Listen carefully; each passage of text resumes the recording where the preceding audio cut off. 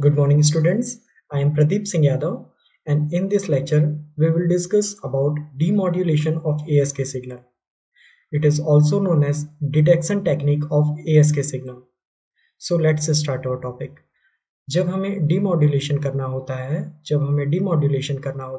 तो डिमॉड्यूलेशन करने के लिए हमें एक सर्किट फॉर्म करना होता है ना। उस सर्किट के ब्लॉक डायग्राम को मैं यहाँ पे मेंशन कर रहा हूँ। ठीक है, तो यहाँ पे आप देखिएगा, सबसे पहले जो हमारा एस टी है वो एक मैसेज सिग्नल है। जो यहाँ पे आपको एस टी रिप्रेजेंट किया जा रहा है वो एक मैसेज सिग्नल है। ठीक, इसको मैंने एक मिक्सर में प्रोवाइड किया। इस मिक्सर में जो दूसरा इनपुट है वो हमारा कैरियर सिग्नल है। ठीक, अब मिक्सर का आउटपुट आ रहा है। इस मिक्सर के आउटपुट को मैंने किस में प्रोवाइड किया? इसमें मैंने प्रोवाइड किया इंटीग्रेटर में, जो हमारे टीबी टाइम इंटरवल से टीबी+1 टाइम इंटरवल तक के बीच के सिग्नल को ही इंटीग्रेट कर रहा है ना, मतलब एक बिट टाइम को में ही इंटीग्रेट कर रहा है। इसके बाद जो इंटीग्रेटर का आउटपुट है उसको मैंने प्रोवाइड किया है decision making device. This decision making device compares the output of integrator with the threshold value that we provide from this circuit। यहाँ से भी ये एक threshold circuit है। यहाँ से मैं एक इनपुट प्रोवाइड कर रहा हूँ जिससे इस इंटीग्रेटर के आउटपुट को कंपेयर किया जाएगा। ठीक है, अगर डिसीजन और दोनों के बीच में कंपैरिजन के बाद जो हमारा डिसीजन मेकिंग डिवाइस है वो हमें जो आउटपुट प्रोवाइड करेगा वो हमारा एक बाइनरी सिग्नल होगा, वो हमारा मैसेज सिग्नल होगा। This one is the simple block diagram of ASK circuit, ASK signal. यहाँ तक क्लियर है? अच्छा, इसको अगर मैं यहाँ पे एक्सप्लेन करने जाऊँ तो मैं कुछ चीज़ें यहाँ पे समझा रहा हूँ, बाकी मैंने थ्योरी पार्ट तो आगे मेंशन किया, आप लोग चेक कर लीजिएगा। यहाँ पे आप लोग देखिएगा बेटा, जो भी हमारा इंटीग्रेटर होता है, इंटीग्रेटर को कैसे बनाया जाता है? हम इंटीग्रेटर को बनाते हैं एक ओप एम्प सर्किट से, है ना। Op amp circuit that mean 741 IC का यूज़ करके हम बनाते हैं। अगर हम इनपुट में रजिस्टर और फीडबैक में कैपेसिटर यूज़ किए तो डिफरेंशिएटर हो गया, इनपुट में रजिस्टर और फीडबैक में कैपेसिटर यूज़ किए तो वो हमारा इंटीग्रेटर सर्किट होगा। तो हम जो इंटीग्रेटर सर्किट बनाते हैं बेटा, वो इंटीग्रेटर सर्किट को मैंने यहाँ पे एक टाइम पीरियड प्रोवाइड किया, टीबी से लेकर टीबी+1। तो यहाँ से आप समझ सकते हैं मैं एक पर्टिकुलर टाइम इंटरवल तक ही इसको इंटीग्रेट कर रहा हूँ, मैं पूरी की पूरी वेवफॉर्म को नहीं इंटीग्रेट कर रहा हूँ। ठीक है, और आपको ये भी पता होना चाहिए कि जब जो हमारा इंटीग्रेटर होता है, अगर मेरे इंटीग्रेटर के इनपुट में साइनोसॉइडल सिग्नल होगा तो वो पॉजिटिव को भी इंटीग्रेट करेगा और नेगेटिव को भी इंटीग्रेट करेगा। तो पॉजिटिव और नेगेटिव दोनों को इंटीग्रेट करेगा, तो जो हमारा ओवरऑल जो हमारा एवरेज होगा, इंटीग्रेटर का जो आउटपुट होगा वो हमारा 0 हो जाएगा। तो कभी भी जो हमारा एसी सिग्नल होगा उसको इंटीग्रेटर के थ्रू पास करना है तो हमें आउटपुट में 0 मिलता है। ये चीज़ आप लोग ध्यान रखिएगा। ठीक है, ओके।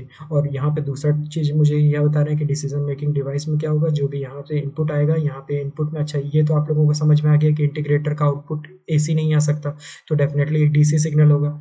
तो जो भी हमें यहाँ पे डीसी एम्पलीट्यूड मिलेगा उसको इस थ्रेशोल्ड वैल्यू के साथ में कंपैरिजन किया जाएगा।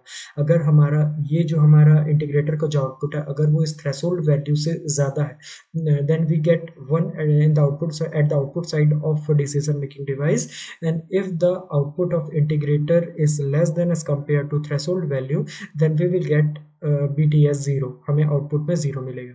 ठीक है, तो ये सारी इस चीज़ों को मैंने यहाँ पे थ्योरी पार्ट में यहाँ पे मेंशन किया, आप लोग यहाँ पे स्टडी कर लेंगे। अगर मैं देखिए यहाँ पे मैंने क्या मेंशन किया कि जो भी हमारा एस टी है, एस टी कहाँ से मिल रहा है मुझे? एस टी अगर मैं डिमॉड्यूलेशन कर रहा हूँ बेटा तो डेफिनेटली हमारा जो इनपुट होगा वो तो मॉड्यूलेटेड सिग्नल ही होगा। तो यहाँ पे एस टी क्या है? यहाँ पर एस टी हमारा ए एस के सिग्नल है, जो हम लोगों ने प्रीवियस स्लाइड में जो मैंने आपको बताया था जनरेशन वाला ए एस के का, है ना। तो यहाँ पे हमें ए एस के सिग्नल मिल रहा है। ए एस के सिग्नल का रिप्रेजेंटेशन क्या होता है? ये मैंने ए एस के सिग्नल का रिप्रेजेंटेशन किया है। ठीक है, 0 और ये हमने रिप्रेजेंट किया है। यहाँ पे 1 की जगह आप ध्यान रखिएगा, यहाँ पे 1 की जगह अंडर रूट 2 पे cos 2 पाई FCT रहेगा। ठीक है, यहाँ पे मैंने गलती से इसको 1 मेंशन कर दिया, लेकिन यहाँ पे ध्यान रखिएगा ये under root 2 pi cos 2 pi FCT रहेगा। जब हम लोग BT equal to 1 put up करेंगे तो देन हमें यहाँ पे अंडर रूट 2 पे cos 2 पाई FCT मिलेगा। इस चीज़ को ध्यान रखिएगा आप लोग। ठीक है, अच्छा मैंने यहाँ क्या किया, इसको मैंने कुछ एक कैरियर फंक्शन के टर्म में एक अदर फॉर्मेट में कन्वर्ट करने के लिए मैंने यहाँ पे अंडर रूट टी वी जो हमारा बिट टाइम है उसको मल्टीप्लाई कर दिया। तो अगर मैं ऐसा करूँगा तो कोई फ़र्क पड़ेगा क्या? कोई भी फ़र्क नहीं पड़ेगा, दोनों आपस में कैंसिल आउट हो जाएंगे न्यूमेरिकल डिनोमिनेटर। मैं सिर्फ ऐसा इसलिए कर रहा हूँ ताकि मैं इसे किसी एक फर्दर अदर फॉर्म में कन्वर्ट कर पाऊँ। क्लियर है? तो यहाँ पे आप देखेंगे कि जब मैंने इसको इस फॉर्म में लिखा है तो ये जो p है इसको मैंने ऊपर वाले फंक्शन के साथ में ले लिया है, और जो हमारे नीचे वाला tb है इसको मैंने सेपरेट करके बाहर कंसिडर कर लिया। क्लियर है यहाँ तक? यहाँ पे आपको बीटी इसलिए नहीं दिख रहा है क्योंकि मैंने आप लोगों को बताया है कि बीटी की वैल्यू जो भी हमारा जब हम बीटी की वैल्यू को 1 कंसीडर करते हैं तो हमें जो आउटपुट में एसटी मिलता है वो अंडर रूट 2 पी कॉस 2 पाई एफसीटी मिलता है ना? तो मैं और जब हमारे बीटी की वैल्यू 0 होती है तब तो हमें आउटपुट 0 ही मिलेगा। तो हम यहाँ पे सिग्नल को 0 है तो हम उसको तो इम्प्लीमेंट करने की कोशिश नहीं करेंगे, हम उसे डिस्कस कब करेंगे जिस समय वो ऑकर होता है, हम उसी को मैथमेटिकल रिलेट करने की कोशिश करेंगे कि उसमें क्या क्या चेंजेस आ रहे हैं, है ना? तो दैट्स वाई हम यहाँ पे एस टी इक्वल टू क्या कंसिडर कर रहे हैं, अंडर रूट 2 पी कॉस 2 पाई एफ सी टी, जब हमने बी टी की वैल्यू को 1 कंसिडर किया। यहाँ पे बी टी की वैल्यू को मैंने 1 कंसिडर कर लिया और तो आउटपुट मुझे कुछ ये वाला फंक्शन मिल गया। ठीक। अच्छा, ये जो हमारे पीछे का जो भी टर्म है ना बेटा, ये जो हमारा टर्म है जो मैंने यहाँ पे मेंशन किया, देखिए यहाँ पे मैंने मेंशन किया, ये जो हमारे पीछे का जो टर्म है इसको हम लोग कहते हैं कैरियर फंक्शन, और इसको फाई टी से भी रिप्रेजेंट किया जाता है क्योंकि यहाँ पे एक ही कैरियर फ्रीक्वेंसी है, तो हम यहाँ पे सिर्फ एक ही फाई यूज़ किया। अगर यहाँ पे कैरियर फ्रीक्वेंसी बेटा एक से ज़्यादा होती है तो मैं यहाँ पे फाई 1 फाई 2 यूज़ करता हूँ। ठीक है, तो इस जो बैक टर्म होता है, बैक टर्म है यहाँ पे, इसको हम लोग कैरियर फंक्शन कह रहे हैं। ठीक है, ये चीज़ यहाँ पे ध्यान रखिएगा। अब मैंने क्या किया, अब मैं इसको एक प्रोडक्ट मॉड्यूलेटर से पास किया हूँ, जो आप लोगों ने वहाँ पे देखा था, जो मैंने एक सर्किट रिप्रेजेंट किया था ना, जिसमें मैंने 2 क्रॉस बनाए थे। कहाँ पे है? अच्छा, इसके लिए मैं आपको बैक मूव करता हूँ। ये देखिए, ये हमारा प्रोडक्ट मॉड्यूलेटर जो दोनों के पीछे प्रोडक्ट कर रहा है ना? अब यहाँ पे भी देखो बेटा, यहाँ से भी कैरियर सिग्नल आ रहा है, यहाँ से भी अगर मैसेज सिग्नल को मैंने 1 मान लिया तो यहाँ से भी आप कैरियर सिग्नल ही मान सकते हैं। तो मतलब ये वाला सिग्नल और ये वाला सिग्नल दोनों एक हो गया। ये कब एक जैसा होगा? जब हम लोग कोहेरेंट डिटेक्शन की बात करेंगे। मैंने आप लोग को स्टार्टिंग में भी बताया था, जब हम लोग डिमॉड्यूलेशन में सेम कैरियर सिग्नल का यूज़ करते हैं जो हमने ट्रांसमीटर साइड यूज़ किया है, उस समय जो भी हमारे डिमॉड्यूलेशन का प्रोसेस होता है उसको हम लोग कोहेरेंट डिटेक्शन कहते हैं। तो हम लोग यहाँ पे कोहेरेंट डिटेक्शन कर रहे हैं। ठीक है, तो मान के चलिए कि अगर मैं बीटी की वैल्यू को 1 मान लेता हूँ, तो जो कैरियर सिग्नल हमारा एसटी से आ रहा है और जो कैरियर सिग्नल हम यहाँ से आ रहा है, दोनों तो सेम हो गया। तो अगर दोनों सेम हो गया तो डेफिनेटली जब मैं दोनों को मल्टीप्लाई करूंगा तो आउटपुट में स्क्वायर के टर्म में ही मिलेगा मुझे। ठीक है, तो आउटपुट में स्क्वायर के टर्म में जो मिल रहा है वो हम यहाँ पे कुछ ऐसा मेंशन किया है बेटा, ये हमने यहाँ पे कुछ ऐसा मेंशन किया है। ये देखिए, यहाँ पे मैंने इसको पावर के टर्म में लिखा है, इसलिए आपको यहाँ पे पी का टर्म दिख रहा होगा वोल्टेज की जगह। तो जब मैं दोनों को आपस में मल्टीप्लाई किया हूँ तो मुझे यहाँ पे 2 p cos स्क्वायर 2 पाई एफ सी टी मिले। अब मैं कॉस स्क्वायर थीटा को जब मैं सॉल्व करता हूँ, 1 प्लस कॉस 2 थीटा बाई 2 हो जाएगा। जब मैं इसको और फर्दर सॉल्व किया, मिनिमाइज किया, तब मुझे ये वाला कुछ इक्वेशन मिलेगा। आप लोग यहाँ से इसको चेक कर सकते हैं। ठीक है। अच्छा, अब क्या होगा, अब ये वाला जो भी हमारा पीटी टर्म है इसको हम लोग कहाँ प्रोवाइड कर रहे हैं बेटा? ये जो हमारा पीटी टर्म है इसको हम लोग कहाँ प्रोवाइड कर रहे हैं? अब इस पीटी को हम लोग प्रोवाइड कर रहे हैं इंटीग्रेटर में। और इंटीग्रेटर में मैंने आपको बताया था कि इंटीग्रेटर जो भी एसी सिग्नल होता है उसको पूरा ब्लॉक कर देता है, सिर्फ और सिर्फ डीसी को ही पास होने देता है। तो डीसी टर्म क्या मिल रहा है हमें, हम ये चेक कर लेते हैं। अगर मैं इसकी बात करूँ तो यहाँ पे डीसी टर्म क्या है बेटा दोनों में? ये तो हमारा यहाँ पे हमें कॉस का टर्म दिख रहा है, 2 पाई एफ सी टी फ्रीक्वेंसी दिख रही है, तो डेफिनेटली ये टर्म तो एसी है, तो इसको पास तो होने नहीं देगा। आउटपुट में क्या आएगा? आउटपुट में सिर्फ और सिर्फ मुझे पी मिलेगा। बात समझ में आई आप लोगों को? आउटपुट में मुझे क्या मिलेगा? आउटपुट में मुझे सिर्फ और सिर्फ पी मिलेगा, डीसी टर्म मिलेगा।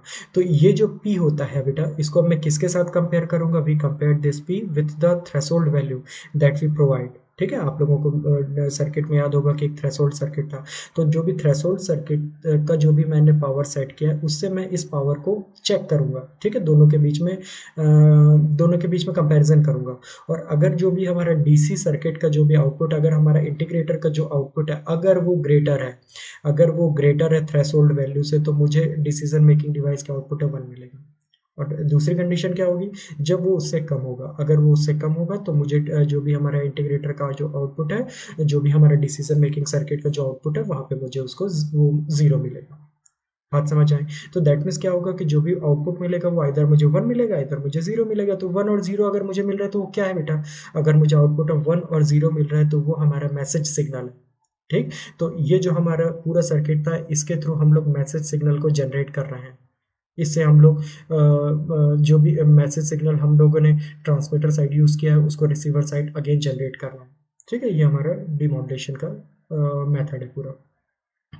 ठीक है।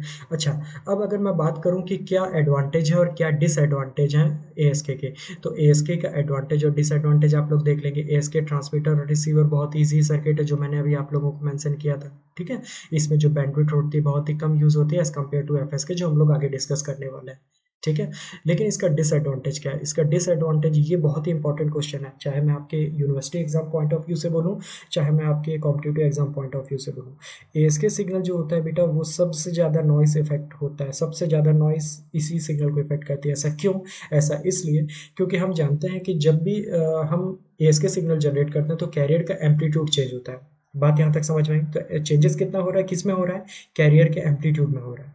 क्लियर बात? अब जब नॉइज़ किसी भी सिग्नल को इफ़ेक्ट करती है, तो नॉइज़ भी उस सिग्नल के किस पैरामीटर को इफ़ेक्ट करती है? नॉइज़ उस सिग्नल के एम्पलीट्यूड को इफ़ेक्ट करती है। बात यहाँ तक समझ में आई? तो एएसके में तो एम्पलीट्यूड पहले से ही चेंज हो रहा है, और नॉइज़ उसको अगर और भी फर्दर चेंज कर देगी तो उसको वापस से डिटेक्ट करना, नॉइज़ को हटाना काफ़ी मुश्किल हो जाता है ना? तो इसलिए हम ऐसा कहते हैं कि जो भी हमारा एएसके सिग्नल होता है, उसे नॉइज़ सबसे ज़्यादा इफ़ेक्ट करती है। क्लियर बात? तो जो हम लोग एएसके सिग्नल होता है उसको, जब हमारा मीडियम बहुत ही नॉइज़ फ्री होगा, है ना? जब हम ऐसे ट्रांसमीटर रिसीवर जहाँ पे हमारे एटमॉस्फेयर में नॉइज़ बिल्कुल नहीं होगी, ऐसे एटमॉस्फेयर में ही हम लोग, ऐसे केबल में ही हम लोग एएसके मॉड्यूलेशन स्कीम का यूज़ करेंगे। अदरवाइज़ हम लोग एएसके की जगह एफएसके या पीएसके का यूज़ करते हैं। ठीक। अब ये इसके एप्लीकेशंस कुछ हम लोग देख लेते हैं।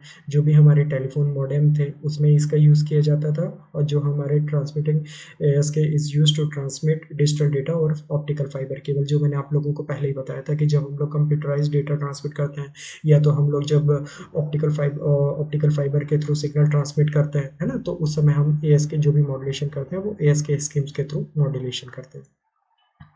ठीक। तो ये जो हम लोगों ने आज की क्लास में स्टडी किया, ये सब बेटा जनरेशन थे, मेथड थे, डिमॉड्यूलेशन मेथड थे। उसके बाद हम लोगों ने एडवांटेज देखा एएसके के, डिसएडवांटेज देखा, और ये हमारे एप्लीकेशन हो गए। ठीक है। तो इसके बाद सिर्फ मुझे जियोमेट्रिकल रिप्रेजेंटेशन ऑफ एएसके और बनाना होगा, देन हमारा एएसके का टॉपिक खत्म हो जाएगा, then we will proceed towards the FSK and PSK. ठीक है। Okay, thank you so much.